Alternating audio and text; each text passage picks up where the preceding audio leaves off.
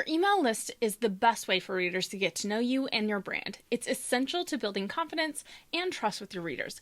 Well, a big part of building that relationship is having a good nurture sequence in place when they sign up so that they get the star treatment and you welcome them aboard. Hi, I'm Liz Stapleton, host of the Blogger Breakthrough Podcast. Welcome. In this episode, I'm sharing tips that email marketing strategist Meera Kothand shared during the 2021 Blogger Breakthrough Summit, and I'm going to let her take over. An email service provider, even though you're not making any money, even though you have nothing for sale, you need to have an email list.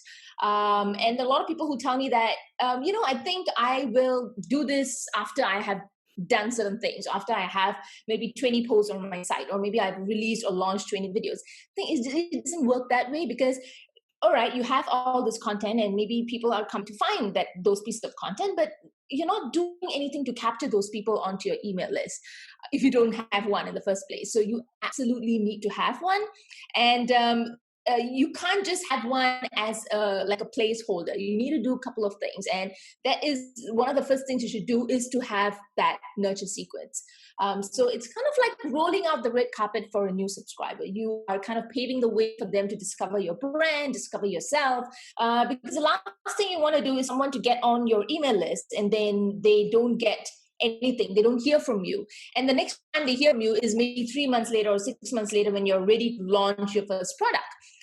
And they're probably lost. You're going to get lots of unsubscribes. You haven't done anything to build up that trust or that authority with that audience in order for them to even buy from you in the first place. So that's where a nurture sequence comes into place. And I think we'll be chatting more about what they can put into a nurture sequence and stuff like that. But just kind of an introduction about what a nurture sequence is. It's basically a couple of emails that just goes out on auto to anyone that subscribes. So you can have someone subscribing today, you can have someone subscribing 3 months later, but they get the same nurture sequence. Yeah, because I think some of us forget that they may not have been a longtime fan of our blogs before they sign up. It may have been a freebie caught their eye. And so they don't know you. So a nurture sequence is great to introduce yourself to them and what you do. So what should, besides, whatever incentive you got to get them on the email list, what should you be sending them once they're on your list, the nurture sequence? What should that look like? Right. So usually I kind of go by like a minimum nurture, a minimum viable nurture sequence, because when people think of nurture sequences, they think that it has to be like a month long or 60 days long. And when you think of something of that magnitude, usually you never get it done. So what you have to do is think, what is the least number of emails I can get out there? And I always suggest 3 to 5. Okay, but if you can push yourself a little bit more, I would say go ahead and do 5 to 7.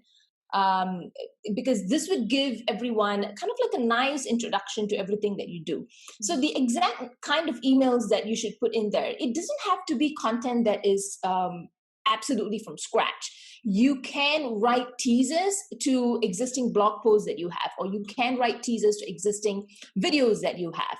The kind of things that I like to share in my emails are a lot about awareness building, because regardless of the niche that you're in, we all, whether you're in the fitness niche or in the parenting niche or whether in your productivity niche, it really doesn't matter, but we are all there to solve some kind of a problem for our audience and to provide solutions. And they all have different kinds of pain points.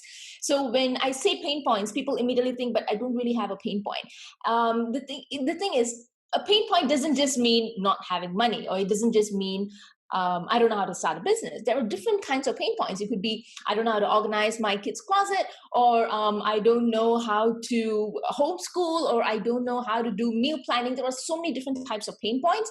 And for me, the initial part of a nurture sequence is about bringing awareness to the pain point, because a lot of people that join your list, they are not necessarily going to be aware of the magnitude of the pain point, or they might not be aware that there are solutions out there for the problems that they're facing, regardless of the niche that you're in. So when you have this kind of content within your nurture sequence, something that that shares maybe stories about people you've helped or clients you've helped, or telling them about certain mistakes that they may be making that they're not even aware. So when you do it like this, you are setting yourself up to be seen as an expert or someone they can trust.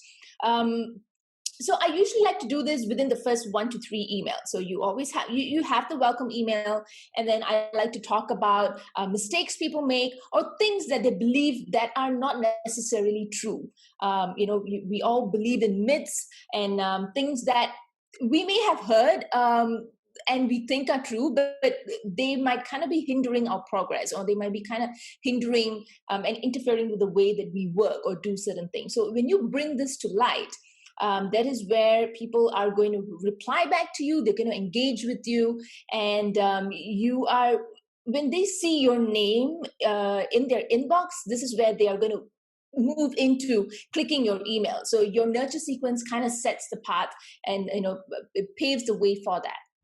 Yeah, because one thing I've learned in last year is it's not so much your email subject line that gets people to open, it's your name. Yeah, exactly. And a lot of people ask me, okay, what subject lines work the best? And I say, it's not really a subject line, it's more your name, especially for if you are not really doing like e-commerce kind, where it's all about discounts and products and stuff like that. When you're building a personal brand, or you're a coach or you're a content creator of that kind, it's really about your name. And once your name is associated with value, once your name is associated with any kind of emotion, it doesn't just have to be about, hey, this girl or this lady provides good information. It could even be about she's funny, or she's inspirational, or she makes me feel good in the morning. It could be any of that. So once you have that association, people are going to be opening your emails regardless of your subject line. Yeah, because when you think about it, there are certain emails, because I'm on a lot of newsletters. I've been blogging for years. Like, I'm on a ton of newsletters. And there are certain ones that I automatically open as soon as they come to my inbox, and others where I'm like, maybe I'll read that later. Okay, hopefully this episode has given you some ideas on how to set up the best nurture sequence for your readers. To hear more email marketing strategies from Meera, head over to bloggerbreakthrough.com/podcast deal to get access to all of the 2021 Blogger Breakthrough Summit sessions, including Meera's. Be sure to join me next time to learn how you can get started with video and YouTube. I'll catch you then.